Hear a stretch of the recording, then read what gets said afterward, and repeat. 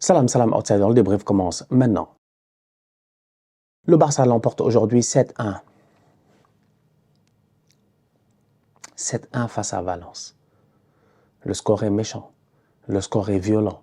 Le score est un score de tennis, en fait. C'est franchement, si je dois reprendre la punchline que j'avais prise ici lors de Manchester United-Liverpool il y a quelques années, je pense que c'est l'année passée, hein, quand j'avais dit que nous avions été témoins d'un homicide et qu'on pouvait même pas mentir, on pouvait même pas snitch parce qu'on était là, on avait vu. Donc si on nous appelle à la barre, on est obligé de témoigner.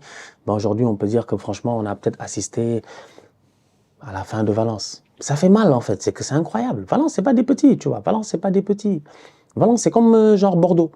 Je sais pas, dans ma tête. C'est comme Bordeaux. C'est comme aujourd'hui Bordeaux, ce qui vivent en France, là, tu vois, je sais même pas ils sont en quelle division, en fait.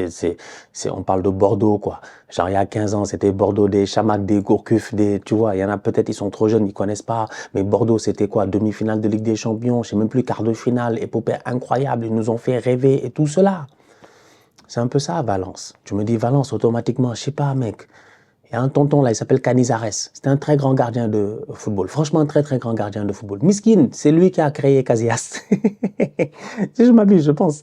Parce que Casillas était fort, mais Casillas était jeune. Et Canizares, avant la Coupe du Monde 2002, je pense, c'est 2002, hein, il me semble. Il casse une bouteille de parfum sur son pied. En fait, il est dans sa salle de bain, je pense, il se parfume, un truc comme ça. J'étais pas là, hein, on m'a raconté. Il se parfumait et tout, et la bouteille de parfum tombe. Et vous connaissez, hein, nous tous qui aimons le football et tout, on a ce réflexe-là de vouloir contrôler immédiatement. Moi, dès qu'un truc tombe ici à la maison, je veux contrôler. Des fois, il y a des trucs qu'on contrôle pas.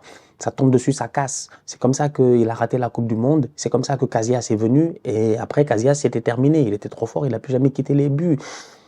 Mendieta. Non, franchement, c'est des anciens, quoi. Valence, tu vois, nous, on a connu Valence. On était jeunes, adolescents, ils étaient forts. Mais aujourd'hui, regarde ce qu'ils sont devenus avant-dernier de la Liga. Ils jouent face au Barça, ils se font taper 7-1. 7-1.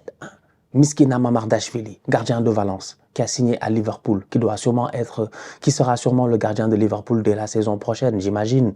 Si Alisson reste ou quoi que ce soit, en tout cas, il va aller à Liverpool. Aujourd'hui, il prend 7 buts. C'est pas beau sur le CV. Franchement, ils se sont fait taper. Non, il n'y a que des catastrophes qui se passent à Valence cette saison.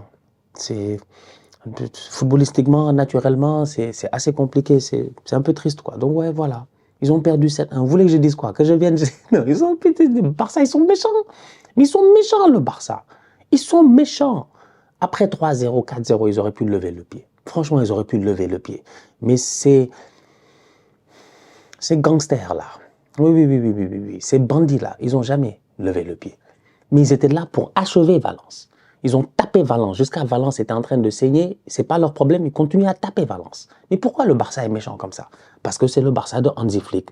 Parce que la mentalité, elle a changé. Parce qu'à un moment donné, à 2-3-0, peut-être qu'ils auraient été suffisants. Aujourd'hui, ils l'ont pas été. C'est dommage. Ils auraient pu gagner ce match-là 10-1. Il n'y aurait pas eu de scandale.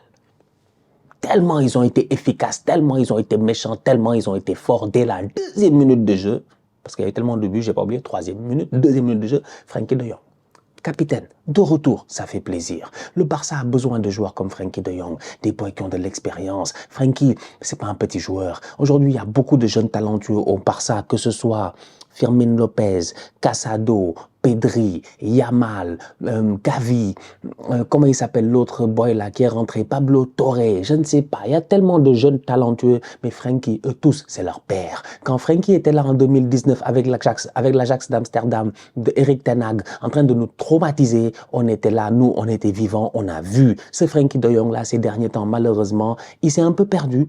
Il y a eu des blessures, ça a été compliqué. Là, il est de retour. Franchement, j'espère qu'à partir de maintenant, durant les 2-3 prochaines années, on va retrouver le Frenkie de Jong qu'on connaît. Parce que quand Frenkie est comme ça, quand Frenkie arrive avec son sourire là, de boy gentil, petit blondinet, genre je suis gentil et tout, c'est le Frenkie le plus dangereux de l'histoire. Aujourd'hui, moi, je l'ai vu dès le début du match. Tu sens qu'il est locked in. Il est souriant, mais tu sens qu'il est concentré. Il a envie d'amener son équipe vers les sommets. Et ce Barça-là, aujourd'hui, amené par un superbe capitaine, techniquement parlant, il a été très bon. C'est Frenkie qui commence le match, c'est lui qui termine le match. Le dernier but, c'est bien le CSC. Le dernier but, c'est un contre son camp. C'est qui fait la feinte, qui crée toute l'occasion. C'est Frenkie de Jong, franchement, ballon pas, feinte, Ferran Torres qui vient, qui frappe, le ballon est arrêté, il continue, il frappe, c'est contré contre son camp. Premier but, ballon de Yamal, contrôle de Frenkie qui se projette dans le bon timing, qui vient créer le surnom dans la surface de réparation. Ça sert à ça, un milieu de terrain. On ne te demande pas d'être là-bas derrière. Frenkie sort une top performance aujourd'hui. Sensationnel. Rafinha, encore un autre but. Impliqué sur presque tous les buts. Que des courses pertinentes. Ce qui m'amène à m'amener Ils nous ont tous amenés. Dans le dispositif tactique, purée, c'est tellement beaucoup que boy, même quand tu parles, tu bafouilles. Dans le dispositif tactique de Hansi Flick. Le dispositif tactique de Hansi Flick. Il n'y a pas de Robert Lewandowski. T'as Ferran Torres, il est devant, mais il est vachement mobile. Très très mobile sur le terrain, très intéressant. La dernière fois, on a vu à peu près le même dispositif avec Dani Olmo. C'était pertinent, il y avait Gavi derrière lui. Ce qui permet, dans ce système de jeu-là, deux choses. Non seulement il y a des attaquants intérieurs, tu ne sais pas de où ils viennent, c'est-à-dire que à un moment donné, Rafinha devient un attaquant intérieur. Lamine Yamal, lui, on lui a rien demandé, il colle toujours la ligne, il est là-bas, il attend. C'est pour cela que Lamine Yamal finit ce match avec une passe décisive. Mais en réalité, Yamal finit le match dans ma tête avec 4 passes décisives. Parce que je pense que 4 buts ou 3 buts sont passés par Lamine Yamal. C'est lui qui bonifie l'action, c'est lui qui crée l'action. Mais il n'est pas à la finition ou à la pré-finition. Donc, il n'a qu'une seule passe D. Mais la vérité, c'est que c'est un système tactique qui est très intéressant. Quand Lewandowski rentre en deuxième mi-temps, vers la fin du match, il vient, il claque son but, il n'y a pas de problème. Il a besoin de statistiques parce qu'il sait que Mbappé arrive dans la course au Pichichi, il faut qu'il se gère lui aussi devant. Lewandowski vient, il claque son but, c'est cool, mais c'est un Lewandowski qui amène de la plus-value. On n'est plus dans un Barça qui est trop dépendant. Ce qu'on avait en début de saison, on avait peur parce que Robert a fait un excellent début de saison en se disant Robert est intouchable, il est trop fort, s'il n'est pas là, qu'est-ce qui se passe? On avait ce questionnement-là, on l'a plus. Dani Olmo peut jouer là-bas, Ferran Torres peut jouer là-bas. Et Ferran aujourd'hui face à Valence, son club. Moi Ferran, je l'ai connu à Valence. Franchement, la légende de Ferran, c'est Valence. Eh oui. Mais Ferran face à Valence, il n'a pas eu de pitié aujourd'hui. Il est venu, il a sorti une top performance offensivement. Très beau but. C'est très très beau but. Il s'excuse, il ne célèbre pas. Le deuxième but de Ferran, c'est un deuxième but de Ferran. C'est comme je disais tout à l'heure, De Jong qui laisse, il ouvre, pas Ferran qui frappe, arrêt, qui refrappe, le ballon est contré, but. Top performance de sa part. Pas 2 minutes Ferran Torres, que des applaudissements pour Ferran Torres. De temps en temps, même le dernier de la classe. En récitation et en chant. Il est fort. Mais c'est ça. Tu joues face à l'avant-dernier. Mais c'est normal que Ferran y soit fort. Enfin, il est fort. Top performance de sa part. Excellent. Lamine Yamal.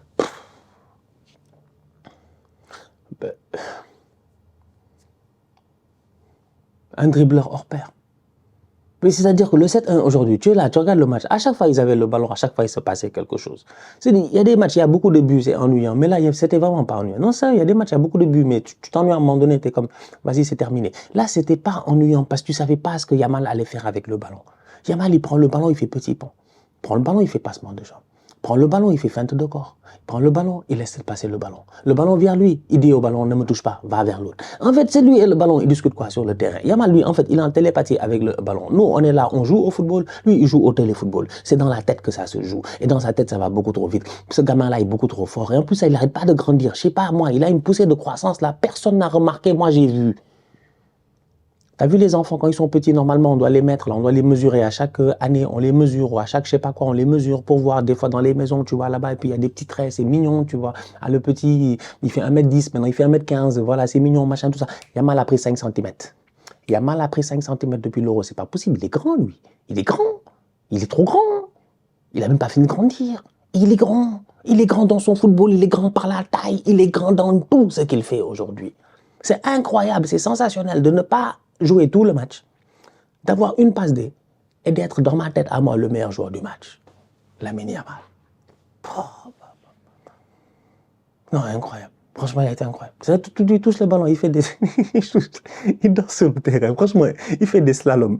Il fait des slaloms. Il danse du zouk. C'est la pachanga. Je ne sais pas. Voilà, moi, je ne sais pas ce que Yamal il fait, mais c'est de l'art.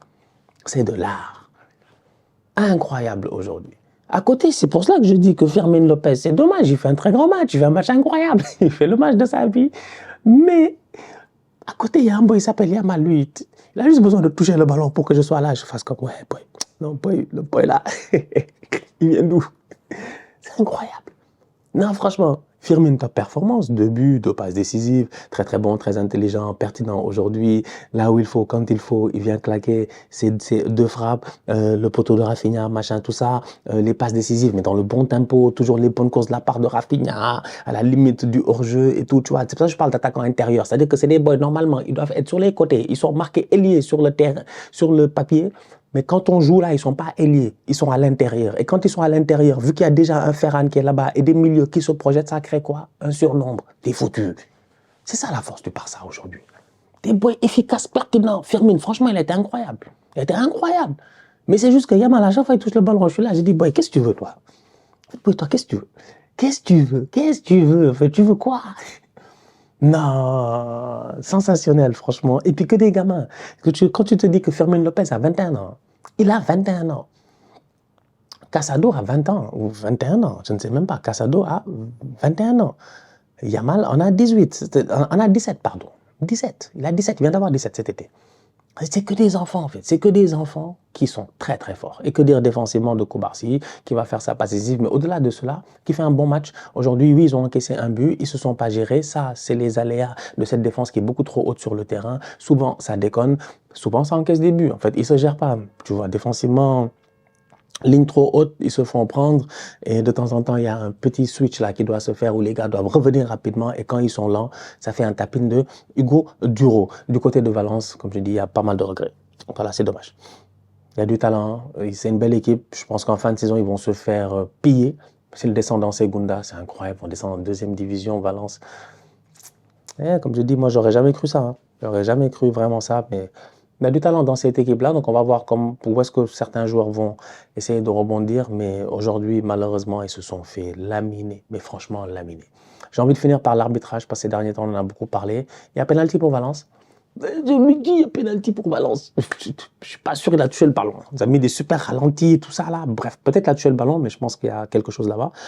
Et derrière, c'est absurde en fait que je ne comprends pas. C'est ce que je me plaignais cette semaine. Je l'avais dit cette semaine, j'ai dit, moi je veux comprendre, il y a certaines règles, je ne comprends pas, c'est trop interprétationnellement, interprétation, je ne sais pas, toute une question d'interprétation. Mais là, on est à la fin d'un match, encore une fois, 7-1, personne n'en a rien à faire, personne ne va en parler. Mais moi, ça m'intéresse. La dernière fois, j'ai dit que Mbappé, il a bu le match du Real, parce que le ballon est remis en jeu 2 fois par l'adversaire. Normalement, on ne peut pas me dire ici qu'il y a retour de hors-jeu, moi je ne suis pas d'accord. Mais l'arbitre a décidé autrement. Hier, Arsenal, il y a carton rouge, d'après ce qu'on me dit. Ils maintiennent le carton rouge. Je ne suis pas d'accord. Je me pose des questions quand même parce que je ne comprends pas. Même si on me dit anéantissement d'action de jeu, il y a 2 défenseurs devant lui. On dit que ce geste est dangereux. Je me pose des questions parce que j'en vois plein qui sont plus dangereux. Aujourd'hui, faute sur Koundé, ok, peut-être fair enough. Mais en fait, c'est combien de temps après qu'on vient me dire que là-bas, le penalty n'est pas validable? Ou validé? Je ne sais pas. Ouais, si Molière regardait les débriefs, il dirait, mais lui, en fait, c'est quoi le français là? Je dis, écoute, Jean-Jacques Molière, ou je ne sais plus comment il s'appelait, dis à l'académie que moi j'ai mes mots à dire, tu vois, genre tocarisme, machin, tout ça, donc que personne ne me fatigue. Je dis bien, qu'on vienne m'expliquer c'est quoi le bail. Combien de temps il faut pour qu'on puisse juger que l'action, elle continue pas, et que ce qui s'est passé, il y a Mathusalem va compter en fait sur l'action. Je sais pas. Bref.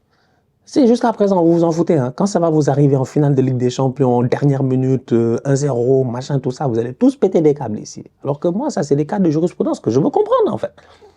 Je veux comprendre, c'est quoi le délai maintenant? C'est quoi le délai? Est-ce que si on passe d'une moitié de terrain à une autre, on annule l'action? Est-ce que, si Valence avait gardé le ballon 30 secondes de plus et qu'après les 30 secondes, là, il y a une faute, ou 1 minute de plus et il y a une faute, est-ce qu'on revient sur la faute de Koundé? Je ne sais pas. Questionnement à se poser. Bref, sinon, mis à part ça, tout c'est très bien passé. Top performance la part des couleurs. Ouais, c'est tout. Hein. Ansu Fati n'a même pas joué, Gavi n'a même pas joué, c'est même pas fatigué. Franchement, très fort. La famille, on se capte très bientôt pour une nouvelle vidéo. D'ici là, on continue à liker, on continue à partager. On s'abonne. On est ensemble, on reste en santé. C'est toujours le plus important. Tout ça, c'est